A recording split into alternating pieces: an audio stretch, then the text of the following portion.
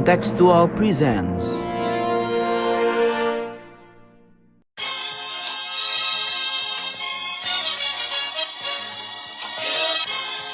Sondern wir schaffen uns unseren Staat! Mr. Gorbachev, open this gate. Together, we will make America great again. Sudah cukup bagi kita untuk mengatakan bahwa winter is coming. Iya, mari izinkan gue untuk memulai podcast Bebas Aktif episode ke-76 kali ini dengan mengatakan kalimat yang sederhana nih, yaitu sayang keluarga, sayang anak. Harta yang paling berharga katanya. Iya. Keluarga. Kan? Nggak ada yang salah kan dari sayang anak ya Mas Sofan ya? Betul. Dari berbagai kalangan gitu ya. Pasti sayang sama anaknya gitu kan. Sama keluarganya. Cuman masalahnya kadang-kadang sayang yang terlalu sayang ini jadi bermasalah, Mas. Kalau misalnya implikasinya nggak cuman ke keluarga doang, nggak cuman ke komunitas yang kecil, tapi ke komunitas yang lebih luas lagi, yaitu bahkan sampai implikasinya bisa ke satu negara loh, Mas. Oh, kayaknya gue mulai tahu nih arahnya mau ngobrol ke siapa nih. Ini perlu gue laporin ini. Perlu di depan rumah nggak nih? Hati-hati ada tukang bakso nggak, Mas? Iya. Ya, langsung aja. Jadi hari ini kita mau ngomongin apa, Cal? Kita bakal ngobrolin tentang politik dinasti nih, Mas. Tapi nggak cuman bareng gue, Ical Haikal dan Mas Sofan doang, kita kedatangan tamu spesial nih kali ini. Betul. Dan ahlinya soal sayang-sayang keluarga ini. Oh iya benar ya. Kita Mas Yus Kenawas. Halo Mas. Halo Ical, halo Mas Sofan, halo pendengar. Mas Yus adalah seorang kandidat doktor ilmu politik di Northwestern University. Sebelumnya telah menyelesaikan studi magister Asian Studies di NTU, serta Political Science di Northwestern University. Minat risetnya ya tadi, yang nyambung-nyambung sama sayang-sayang keluarga tadi ya. Topik politik dinasti atau politik kekeluargaan. Kalau kutipan yang paling terkenal di Twitter, semua akan dinasti pada saatnya, pada waktunya. Pada akhirnya, ya. Pada akhirnya, oh iya. Yus 2020, Kenawas 2020. Apa itu artinya? Tahun ini kita akan bahas itu di sesi pertama kita nanti ya, Cal. Tetap di podcast Bebas Aktif. Mr. Gorbachev, open this gate. Together, we will make America great again. Iya, sebelum kita lanjutkan pembahasan tentang politik dinasti bareng Mas Yus Kenawas, jangan lupa juga gue mau mengingatkan untuk follow sosial media kita di @contextual.com di Instagram dan Twitter. Terus juga dengerin terus podcast Bebas Aktif di Spotify, di follow juga, terus kunjungi YouTube kita di Contextual Media, dan jangan lupa untuk tulis-tulis boleh, kirim ke email kita, nanti kita tampilkan di website kita di www.contextual.com. Nah, itu dia pesan-pesan sponsornya nih. Kita lanjut ya obrolannya. Tadi Mas Sofan udah nyinggung tentang tweet yang menarik tuh, Mas. Gimana tuh, Mas? Apa sih maksudnya? Apa sih maksud kamu nge-tweet begitu? Ya, gitu kira-kira. Iya. Jadi sebenarnya maksudnya itu kalau misalkan kondisinya, institusinya masih kayak gini-gini aja, pilihan membuat atau membentuk sebuah politik dinasti itu adalah pilihan yang rasional buat politisi. Bukan pilihan yang etis mungkin, tapi itu pilihan yang rasional. Gue coba untuk memindahkan debatnya bukan dari perdebatan normatif etis nggak etis, tapi dari perdebatan mengenai baik atau buruk menjadi perdebatan yang lebih analitik sebenarnya, lebih real, politik yang lebih kita harus pahamin apa sih motivasinya mereka, kenapa sih mereka bisa kayak gitu, kenapa tadinya ada orang yang kita pikir baik bilang nggak akan bikin dinasti, ternyata bikin dinasti gitu kan. Nah itu kita harus pahamin dulu untuk tahu sebab musababnya gitu. Kenapa dia muncul dan apa sih solusi yang paling efektif kayak gitu sebenarnya. Oke, sebelum masuk ke situ itu langsung ke daging tuh nanti. Iya siap. Nanti nyaingin Pak Tit gitu ya, karena ngomongnya daging semua. Soalnya terdengar familiar ya Mas ya.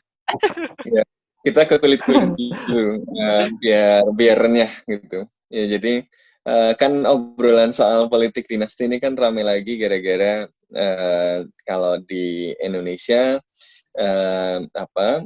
belakangan ini ada pengumuman ya calon kepala daerah yang didukung partai terbesar yaitu PDIP ya. Dan di pengumuman itu ada banyak sekali nama dan salah satunya adalah nama putra presiden ya, Jokowi. Yang ini kemudian mau tidak mau tentu memunculkan perdebatan yang cukup ramai. Tapi seperti yang tadi dibilang Mas Yus, banyak perdebatannya soal baik buruk, layak atau enggak ya, soal ajining diri sekolati gitu ya, ngomongnya nggak mau ternyata jadi mau dan seterusnya gitu ya. Nah yang kita penasaran nih sebenarnya fenomena begini ini terjadi di Indonesia aja gitu, karena banyak yang kemudian ngomong dan ngasih penjelasan ya ini karena orang Indonesia masih mentalnya masih feodal nih gitu, jadi karena kita memang masih mental bangsawan gitu, jadi kita memang memaklumi hal itu gitu, jadi kayak esensialis gitu karena kita orang Indonesia masih feodal, jadi begitu gitu. Tapi kalau apakah itu betul? Dan yang kedua, di negara-negara lain ada fenomena serupa nggak sih? Dan respon masyarakatnya itu sama nggak kayak di Indonesia? Kalau orang Indonesia atau orang Indonesia aja yang memang julid-julid gitu? Seperti jempol Mas Sofwan ya? Gini Mas Sofwan, pertama kalau ada yang ngomong, oh itu kan udah budayanya bangsa Indonesia gitu, kayak gitu. Dulu juga diperintah raja-raja gitu. Pertama keplak aja dulu kepalanya. Oh iya. Sorry nih, tapi karena nggak ada satupun yang orang di Indonesia yang hidup dari zaman Majapahit misalkan, atau dari zaman kerajaan Samudra Pasai misalkan. Jadi nggak bisa argumen esensialis seperti itu diterapkan di Indonesia, karena seperti Mas Sofwan bilang bahwa di negara lain pun ada muncul kayak gini fenomena yang sama. Di Amerika ada, kita tahu di Amerika ada Bush, ini udah sering banget disebutin, ada Clinton, dan kemudian ada the Kennedys kan, terus belum lagi ada keluarga Trudeau di Kanada dan lain-lain. Tapi intinya kayak gini Mas, yang pertama secara komparatif di seluruh dunia itu yang harus catat, dinasti itu bisa hadir baik di rezim yang otoriter atau sistem yang monarki yang tradisional lah. Kita tahu misalkan di Saudi Arabia atau di negara yang demokratis pun, jangan lihat hari ini ya, tapi lihat beberapa tahun yang lalu Amerika Serikat misalkan, atau di negara-negara Islandia, Inggris, Norway, itu ada semua political dinasti muncul di sana. Bahkan di Jepang juga muncul political dinasti di sana, kayak gitu. Itu yang pertama. Yang kedua, apakah secara global ada pattern khusus? Tadinya dipikir ekonomi semakin tinggi, asumsinya kan gini ya, semakin tinggi ekonomi, masyarakat semakin nggak tradisional, semakin banyak pilihan pekerjaan lain buat anak politisi misalkan, maka semakin rendah tingkat dinasti. Tapi ternyata kasus di Jepang, menurut penelitian Daniel Smith, nggak gitu. Kasus di Jepang misalkan ada A, B, dan yang lain-lain, itu ternyata bahkan di tingkat parlemen salah satu yang paling tinggi. Di Taiwan kayak gitu, di South Korea kayak gitu, di Irlandia juga kayak gitu. Itu yang pertama. Jadi semakin tinggi ekonomi ternyata nggak berpengaruh terhadap penurunan jumlah dinasti di suatu tempat. Terus kita malah pikir, tambah, atau tetap malah tambah. Ada yang kurang, tapi ada yang lebih. Jadi nggak ada satu pattern yang khusus soal ekonomi gitu. Jadi rezim nggak ada hubungannya, status ekonomi nggak ada hubungannya gitu ya? Iya. Bentuk pemerintahan nggak ada hubungannya, tingkat ekonomi nggak ada hubungannya. Iya. Jadi random aja gitu munculnya, atau gimana? Nggak random sebenarnya, karena saya lihat tadinya institusi, kita pikir institusi, ada yang bilang presidensial lebih lebih mungkin muncul dinasti dari parlementer. Tapi lagi-lagi datanya Daniel Smith bilang nggak juga, ada negara dengan sistem parlementer yang ternyata juga tinggi tingkat dinastinya. Misalkan tadi Jepang, Irlandia, terus sekarang misalkan lihat Thailand gitu. Itu juga level dinastinya lumayan tinggi di tingkat parlemen gitu. Institusi berpengaruh terhadap muncul dinasti pasti, tapi itu kita omongin nanti ya. Yang sebelumnya, yang sedang saya explore sekarang itu adalah mungkin it has something to do with the state formation process. Ada kemungkinan untuk proses pembentukan negara di awal-awal gitu. Atau misalkan negara tadinya demokratis, authoritarian terus berubah jadi demokratis, itu juga part of state formation menurut saya kayak gitu. Ini bocoran tesis nih, bocoran disertasi. Bocoran disertasi ini, chapter 1. Chapter 1. Eksklusif ya, Pak. Eksklusif nih buat Mas Sofwan dan Mas Ical nih. Saya share di sini. Oh, ini didengar orang seluruh Indonesia nih. Iya. Tapi ini mungkin ada hubungannya dengan state formation process.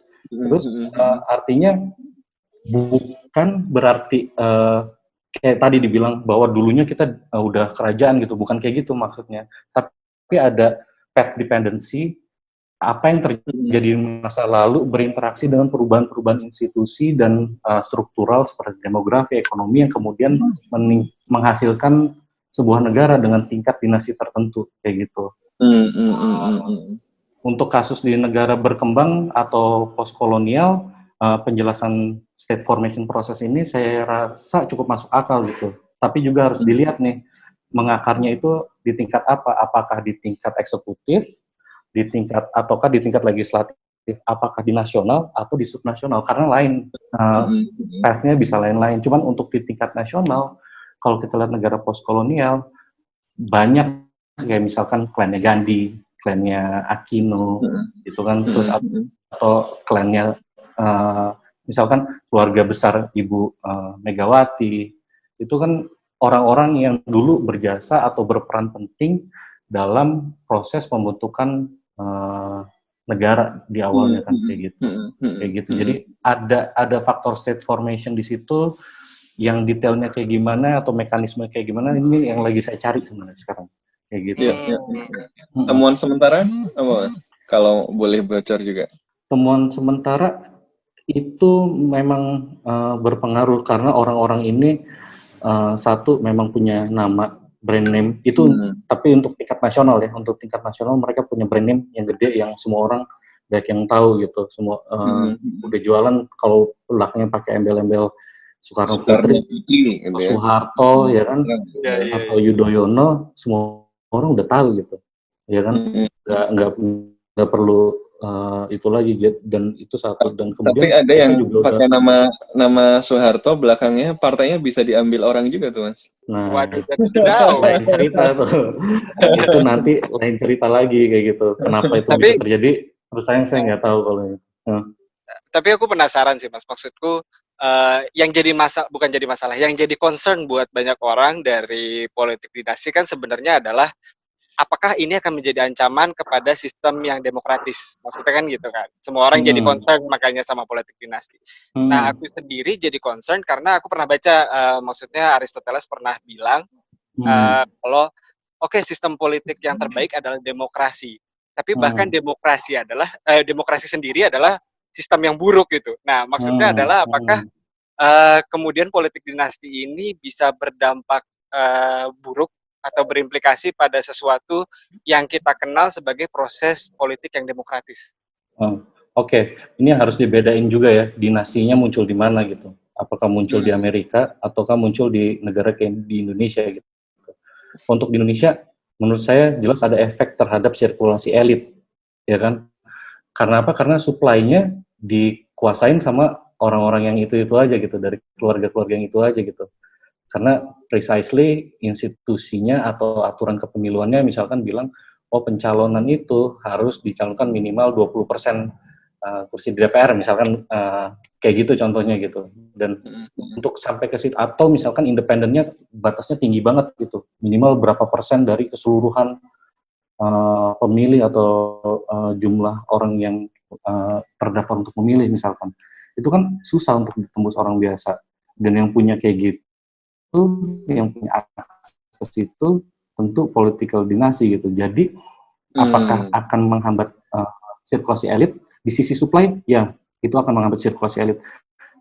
Tapi saya nggak mau terjebak lagi dalam bilang ini baik atau buruk gitu. Karena satu, bukti empiriknya kita belum punya nih. Bukti empirik apakah dengan hadirnya satu dinasti di satu daerah, misalkan kemudian jadi nggak kompetitif sama sekali gitu. Di beberapa Banten daerah, misalnya. di beberapa Banten misalnya. Misalkan itu contoh yang paling prominent ya. Tapi Banten pun nggak semudah itu gitu untuk buat dinastinya gitu. Data yang saya punya kan waktu itu kalau nggak salah ada sekitar 117 yang menang. Ini pilkada 2013 sampai 2015 sampai 2018 ya. Ada 117 yang menang dan sekitar ada 80-an yang kalah gitu. Artinya apa? Artinya mereka ini bukan entitas yang tak terkalahkan loh. Walaupun alasan kalahnya macam-macam ya. Ada yang kalah karena dinasti lain, ada di tempat itu juga kalah dari sesama dinasti, tapi ada juga banyak kasus di mana kalahnya tuh bukan sama dinasti gitu. Kayak gitu. Artinya kompetisi masih tetap bisa hidup ya di dalam sistem demokratis gitu ya. Di beberapa kalau lihat data empiriknya iya. Cuman yang saya khawatirkan nantinya ini supply side-nya sih yang benar-benar dikuasain terus gitu. Yang kan ada banyak nih yang bukan banyak, cuma udah mulai bermunculan di mana mau satu kandidat doang gitu lawan kotak kosong gitu misalkan. Walaupun ada kasus juga, satu kasus aja gitu yang di mana kotak kosong menang lawan kandidat gitu. Kandidat yang terafiliasi dan keluarga tertentu. Hanya satu kasus. Kita masih belum tahu nih seberapa efektif kotak kosong lawan. Kayak gitu, Mas. Iya. Tadi kan disebutkan bahwa politik dinasti ini sebenarnya sesuatu yang muncul di banyak negara dengan beragam sistem. Sehingga ya sebenarnya ya biasa aja gitu ya. Tapi yang kemudian menarik tadi juga kenapa orang kadang merespon berbeda terhadap satu dinasti dengan dinasti yang lain. Ini pembedanya di mana sih? Kayak kalau nih Obama gitu ya, Michelle disuruh maju lagi atau disuruh apa-apain. Tapi kalau ngomong Trump, orang pada komplain soal perannya menantunya misalnya, Jared Kushner dan macam-macam. Itu jadi yang menurut saya ngaruh juga itu bukan cuma soal politik dinastinya gitu ya, bukan soal dinastinya aja, tapi perilaku dinasti dan dampak network dinasti itu pada misalnya good governance atau penyalahgunaan kekuasaan gitu.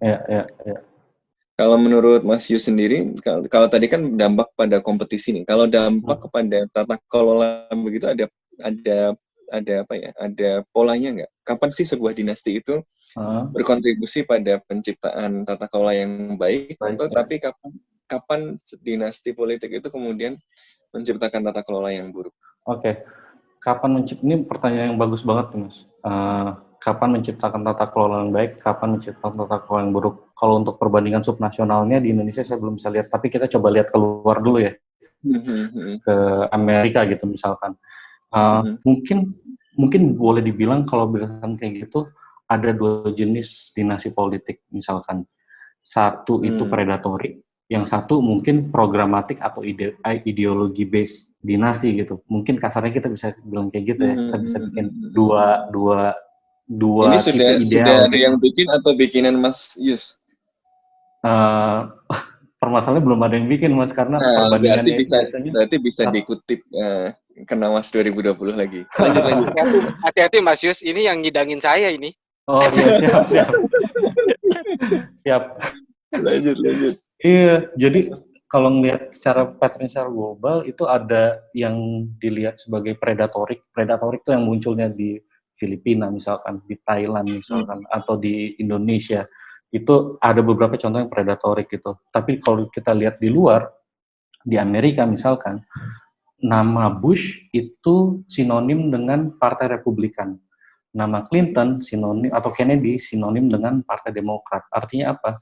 Udah ada brand name di masing-masing nama keluarga ini bahwa mereka merepresentasikan ideologi tertentu atau value tertentu dalam masyarakat yang align dengan visi misinya mereka gitu. Dan di titik itu saya rasa kehadiran dinasti kayak misalkan Bush atau Clinton itu nggak dipermasalahkan besar gitu di masyarakat Amerika. Karena apa? Karena satu, dia align yang tadi. Dua, untuk maju dan dicalonkan mereka berdarah-darah dulu loh. Mereka harus ikut konvensi. Clinton kalah misalkan. Jeb Bush kalah dari Donald Trump, walaupun kalahnya dari Donald Trump, tapi kalah seorang Jeb Bush gitu yang dibilang royal family-nya Amerika gitu, ya kan? Di titik itu mungkin bisa dibedakan antara pattern secara global gitu, dan itu akan berpengaruh terhadap time horizon dia, Mas. Time horizon dia, artinya kayak gini, kalau time horizon dia pendek, dia akan cenderung predatorik, ya kan? Ngambil duit sebanyak-banyaknya, nanti menangin pemilu lewat pakai duit itu lagi, ntar ngambil anaknya naik, ngambil lagi, ntar saudara naik, jadi kayak gitu. Itu yang predatorik, itu time horizonnya pendek. Tapi ada juga yang keluarga-keluarga gede kayak Bush gitu-gitu, time horizonnya tuh panjang gitu. Dia nggak cuma berpikir buat dia sendiri, tapi dia berpikir gimana kalau nanti saudara gua atau istri gua itu ikut maju juga gitu ke depan. Jadi gue bikin brand yang bagus dulu, at least misalkan di segmen tertentu di Republikan, dengan misalkan nggak pernah pro penghapusan Second Amendment misalkan. Jadi dia buat hal-hal yang kayak gitu, dan belum lagi nanti dia akan introduce hal-hal yang kiranya bukan baik ya, tapi produktif. Lihatlah economic development di bawah ini bagus, atau misalkan Bush waktu itu di bawah Bush misalkan Amerika dibuat lebih safe dengan misalkan war on terror. Ini terlepas dari ideologi kita di luar Amerika, tapi buat orang Amerika itu masuk gitu, kayak gitu. Oke, menarik. Time horizon menjadi pembeda antara predatory dan programatic dynasty gitu ya. Dan masuk akal sih, karena kalau time horizonnya pendek, dia kemudian fokusnya gimana mengamankan keberlanjutan kekuasaan itu dengan menyerahkan estafet gitu kan ya. Jadi mumpung dia masih berkuasa, dia menggunakan sumber daya untuk memastikan kekuasaannya berlanjut ke dinastinya. Maka jadi ada abuse. Tapi kalau programatik, kalau time horizonnya jangka panjang, dia tidak menyalahgunakan sumber daya negara yang sedang dipegang, karena dia mau bangun adalah brand yang baik untuk keluarganya dalam jangka panjang. Jadi malah preventing abuse, karena kalau dia abuse malah brandnya akan jelek gitu ya. Betul. Jadi aji mumpung sama yang lebih visioner gitu. Betul. Kalau yang di Solo aji mumpung atau visioner? Kalau itu kita snuzona aja lah. Mungkin ada pembangunan yang belum selesai kan. Mungkin ada agenda pembangunan yang belum selesai.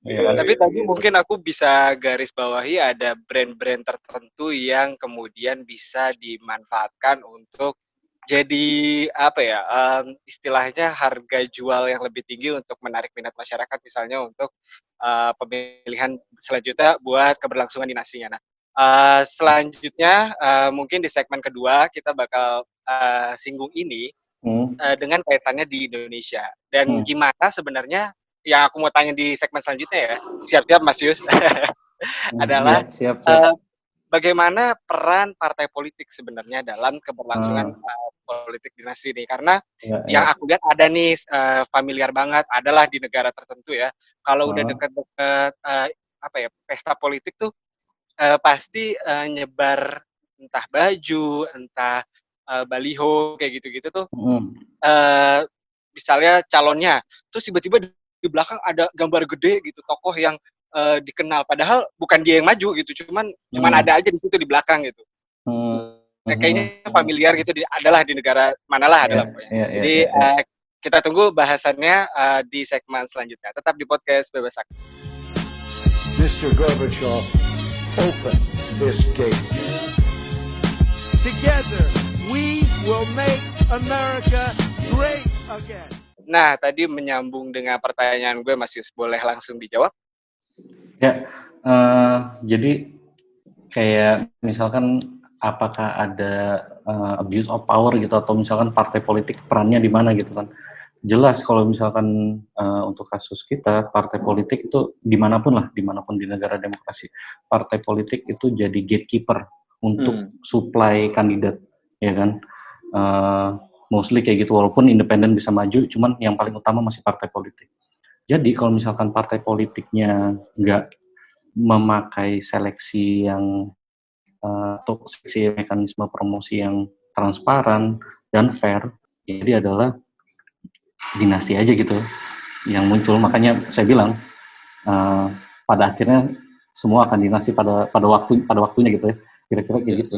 Itu peran utama partai politik. Terus apakah kemudian ada penyalahgunaan kekuasaan? Ada, potensinya ada banget. Mulai ya itu tadi yang pertama, mulai dari seleksi dan promosi dalam partai politik. Ya lihat aja kasus terakhir kayak gimana kan yang terjadi kayak gitu. Kan akhirnya itu akan yang ditakutkan adalah mendiscourage orang-orang yang bikin karir di partai politik bertahun-tahun, terus tiba-tiba udah tinggal setapak lagi di bypass gitu dari atas, ya kan. Itu yang enggak. Sedangkan mekanismenya kenapa kayak gitu? Kenapa dia yang dicalonkan? Sakitnya tuh di sini gitu ya. Iya, sakitnya tuh di sini gitu. Nah, kenapa dia yang dicalonkan selama partai politik kita hanya berpegang pada elektabilitas atau popularitas, ya itu akan terjadi terus gitu. Hanya sedikit sekali partai politik yang punya mekanisme transparan dan cukup fair menurut saya, walaupun ada kekurangan dalam mencalonkan seseorang. Misalkan PKS, PSI itu masih punya harapan lah di situ. Jadi mereka institutionalize mekanisme promosi dan seleksinya gimana gitu. Dan itu menurut saya ada itu. Tapi untuk banyak partai politik nggak jelas. Orang disuruh jauh sebelum pemilu disuruh lomba naikin popularitas dulu deh. Nanti siapa yang paling tinggi popularitasnya itu yang gue usung gitu. Atau siapa yang paling gede ngasih paharnya itu yang gue usung gitu. Atau yang keluarganya, pilihan ketiga, atau yang keluarganya ada di dalam struktur partai politik itu yang diusung. Itu kan yang terjadi di Indonesia pada hari ini gitu. Gitu sih. Makanya partai politik penting banget di situ.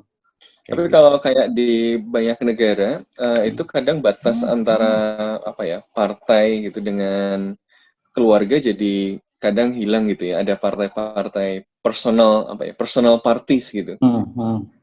Ini sebenarnya tren yang sedang muncul, maksudnya atau sebenarnya tren yang ditinggalkan, Indonesia ketinggalan aja nih gitu. Atau gimana nih kalau di seluruh dunia?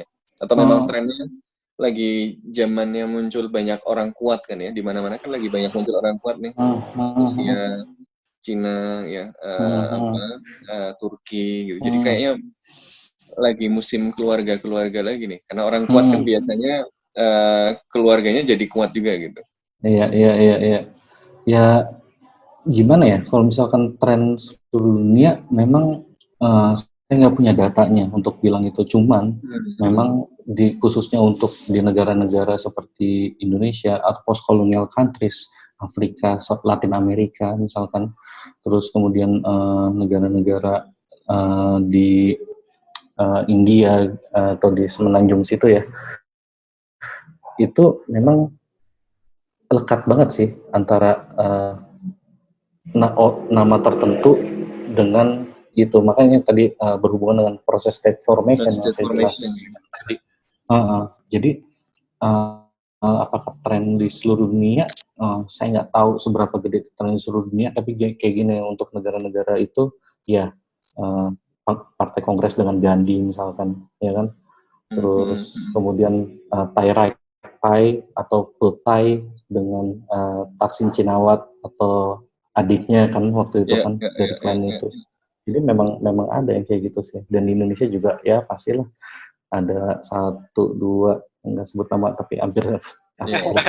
Semua House of Chicas, House Iya. of apa lagi? Iya.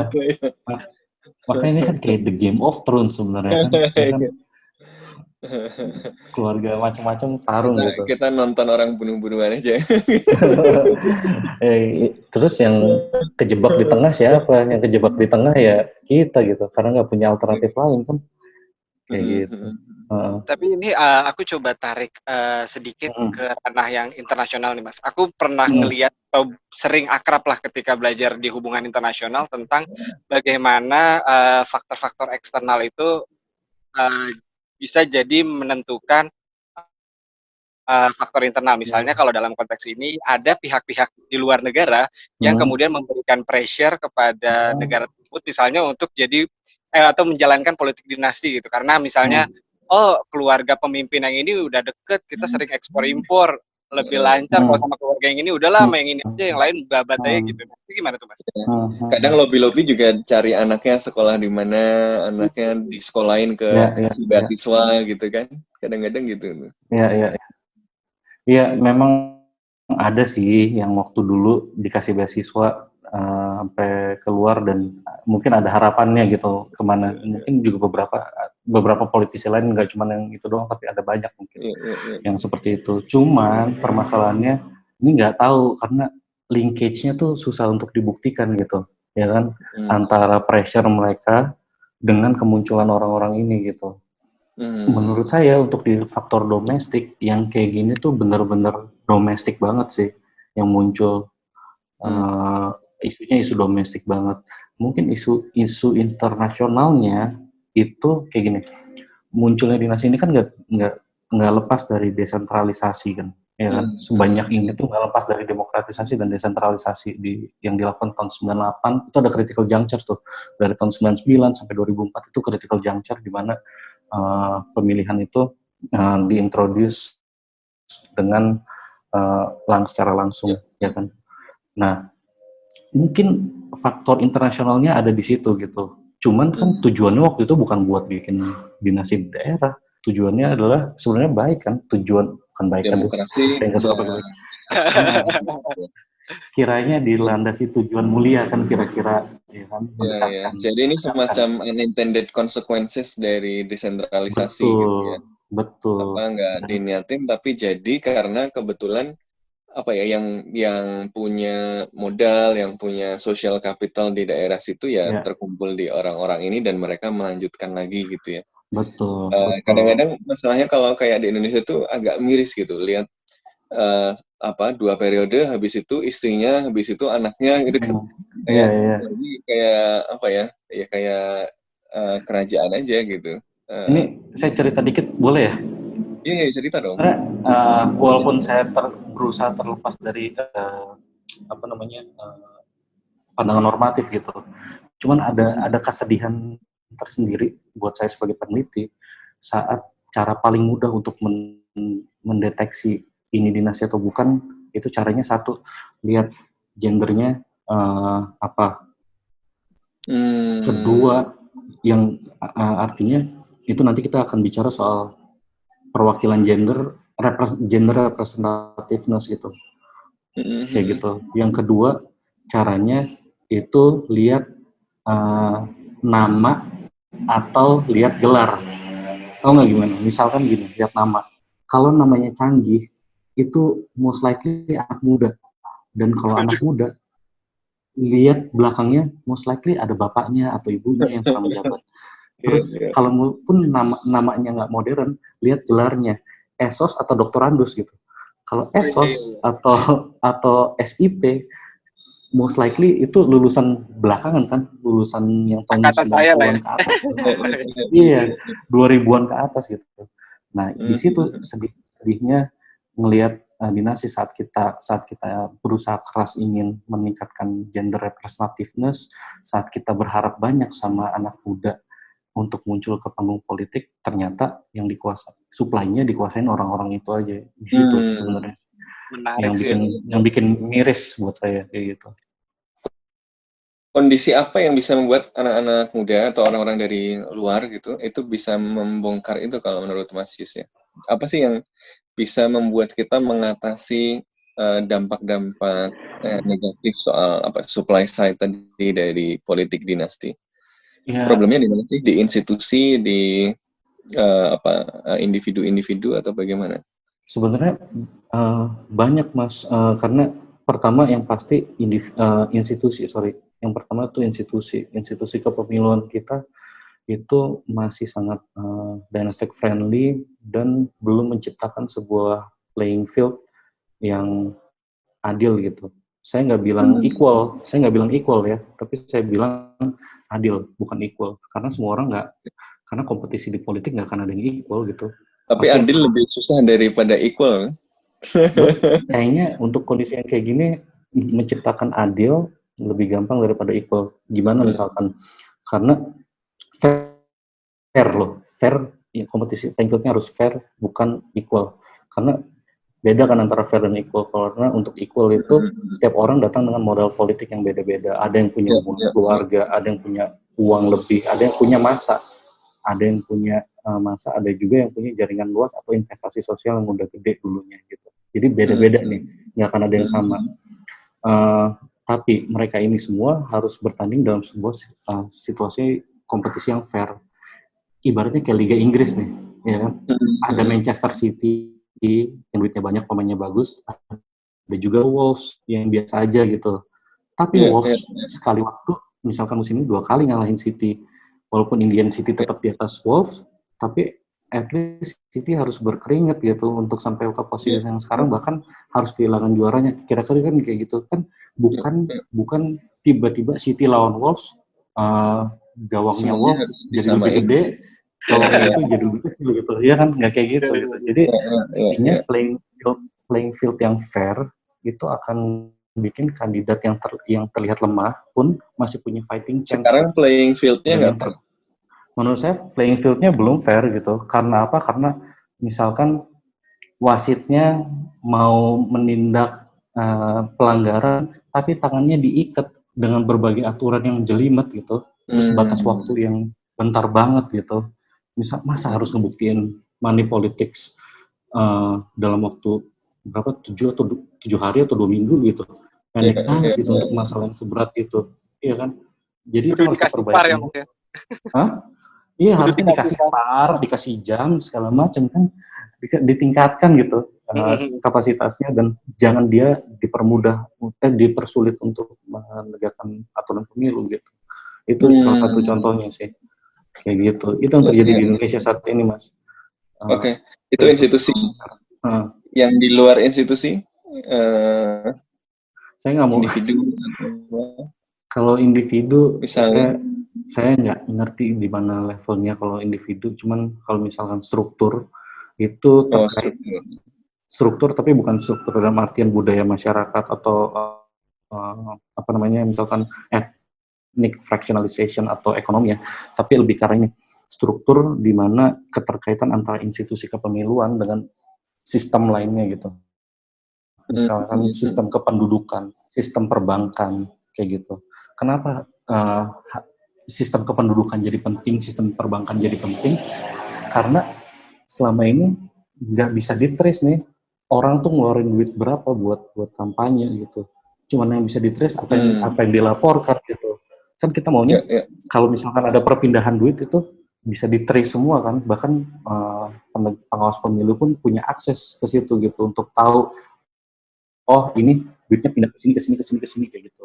Itu yang jadi penting. Terus belum lagi kita bicara soal reformasi birokrasi, belum lagi bicara soal reformasi kepolisian atau penegakan hukum gitu, kejaksaan dan lain-lain. Kalau itu semua nggak benar, percuma gitu, di bawahnya akan kayak gini-gini aja. Berarti kayaknya nggak akan berubah ya? Kayaknya akan gini-gini aja dong. Bisa Mas, bisa akan berubah. Karena yang harus kita lihat kayak gini nih, saya selalu jangan pernah alergi misalkan untuk cari ally di dalam DPR. Kita harus bikin ally di dalam, jadi jangan dilihat partai politik atau DPR itu sebagai monolit, satu kesatuan gitu. Koruptor semuanya Iya, gitu. maksudnya Enggak ya? bahaya. Itu kan bahaya kalau kita ngeliat kayak gitu, nanti yang Iya, muncul iya, adalah iya, iya. sentimen anti partai. Kalau sentimen anti partai yang muncul, biasanya kan yang di negara-negara yang lalu, yang udah yang muncul adalah kekuatan yang pegang senjata atau yang punya power, Iya, ya kan? iya. Kayak gitu. Jadi partai itu jangan dilihat sebagai sebuah monolit, dan itu udah dicoba sama beberapa teman organisasi pro demokrasi untuk bikin komunikasi dengan partai, dengan anggota DPR, dengan perwakilan partai. Hasilnya memang belum maksimal, tapi ada sedikit harapan di situ. Iya. Tapi hasilnya sebagian juga ada hasilnya tuh jadi komisaris gitu. Nah, itu lain lagi tuh. Ya kan, nggak punya berjuang tapi minta jatah kan cerita lain tuh. Ya, Tapi berarti kita bahwa penting untuk melihat partai atau institusi-institusi yang ada dalam sistem politik kita itu tidak sebagai entitas yang tunggal yang seragam gitu ya. Di dalam partai yang dikenal brengsek pun ada orang-orang baik gitu yang bisa diajak. Bukan baik, Mas. Apa? Sorry, Mas. Saya potong, bukan baik karena saya nggak suka tuh pakai baik atau nggak baik. Oh, iya, tapi orang-orang dengan interest yang berbeda kayak gitu. Jadi yang harus kita petakan itu adalah interestnya, motivasinya, mana yang bisa diajak kerjasama, mana enggak gitu. Nah, ini ilmuwan politik begini nih. Karena one day orang baik itu akan bikin dinasti juga mungkin kalau udah menang gitu. Iya. Iya, orde baik kan? Orde baik, iya. Orde paling baik bukan?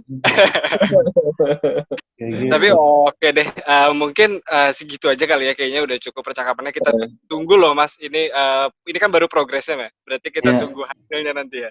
Iya, Insya Allah. Kayaknya menarik sekali tadi state formation dan political dynasties ya. Iya. Kalau aku boleh tarik tadi yang menarik mungkin perkataan atau temuan dari Mas Yus tuh tentang bagaimana mirisnya ya ketika kita berharap ada keterwakilan gender, ada keterwakilan anak muda. Justru di situ kita harus lebih kritis untuk melihat apa interestnya dan siapa di balik orang-orang ini gitu. Iya. Dan itu jadi catatan tersendiri sih buat teman-teman. Dan saya pengen sebenarnya lihat teman-teman yang dari gerakan itu lebih majuin orang lagi gitu untuk ngambil posisi-posisi itu gitu. Jangan biarkan itu hanya dikuasain oleh keluarga segelintir politisi, istri segelintir politisi, atau anak segelintir politisi kayak gitu. Karena kita butuh suara perempuan yang kritis, kita butuh aspek keseimbangan gender yang lebih baik gitu di Indonesia. Ya. Sih. Jadi problem soal gender bukan cuma tokenisme tapi juga politik dinasti juga ya. Kalau sekarang ini kan lihat. Iya, betul. Karena banyak perempuan tadi ya ternyata misalnya istrinya atau keluarganya gitu ya. Itu yang bikin sedih Mas. Itu benar-benar bikin sedih. Oke, mungkin penutup Mas Yus untuk disampaikan ke kawan-kawan. Mungkin kayak gini. Pesan saya dari kemarin dan ini saya akan ulang berkali-kali lagi ke depan. Mungkin untuk menganalisis soal dinasti, jangan lagi atau kesampingkan dulu sementara soal moral dan normatif gitu. Itu nggak akan bawa kita kemana-mana. Kita harus memahami apa sih motivasi mereka bikin dinasti politik, terus kemudian apa cara-cara yang bisa dipakai yang real gitu, bukan cuman saat ini mungkin orang akan bilang naming and shaming ya, maksudnya mempermalukan, itu nggak etis, dinasti segala macam. Tapi Indian mereka menang juga gitu, ya kan? Jadi jangan karena udah nggak bisa di shaming gitu. Ya, udah nggak punya shame. Iya. itu nggak tahu, mungkin malunya masih ada, cuman malu sama duit, enakan duit kayaknya sih, gitu. Atau enakan puasa gitu, ya kan? Jadi bukan nggak guna. Bukan saya bilang moral atau etika nggak penting, itu penting. Nanti saat menjadikan misalkan kerangka atau tujuan saat mereformasi sistem gitu. Tapi sebelum sampai kayak gitu ke sana, analisis mengenai dinasti politik harus dibalikkan ke analisis yang empirik. Bukan cuma sekedar baik buruk etis nggak etis, karena kita udah tahu lah jawabannya apa. Buat sebagian besar orang gitu, buat sebagian orang kita udah tahu jawabannya apa. Cuman yang kita harus paham gimana mereka bisa sampai sana, gimana proses itu terjadi, dan apa yang bisa kita engineer di level institusi dan di level gerakan supaya solusinya tuh lebih efektif gitu. Naming and shaming mungkin boleh, tapi hati-hati loh, ada undang-undang ITE sekarang. Ya kan? Naming and shaming atau masih ada, selama pasal-pasal drakonian itu masih ada, naming and shaming bisa-bisa kena pasal kayak gitu. Oke. Hanya satu lagi, yang pasal-pasal drakonian itu juga harus dicabut, harus karena saya bilang kan, munculnya dinasti ini cuma tip of iceberg dari masalah yang lebih gede dari soal demokrasi di Indonesia, dan salah satunya masih adanya pasal-pasal drakonian kayak tadi yang bikin kita nggak bisa bebas untuk naming and shaming. Lese majeste yang sangat terbatas. Iya, lese majeste masih ada. Oke, thank you banget Mas Yus ya sudah bergabung sekarang, dan menarik. Mari kita doakan sama-sama ya Mas. Pesannya cukup jelas ya, dalam melihat politik dinasti ya, lihatlah politik as it is. Ya, ini sangat khas ilmuwan politik Amerika gitu ya. Morgenthau approves.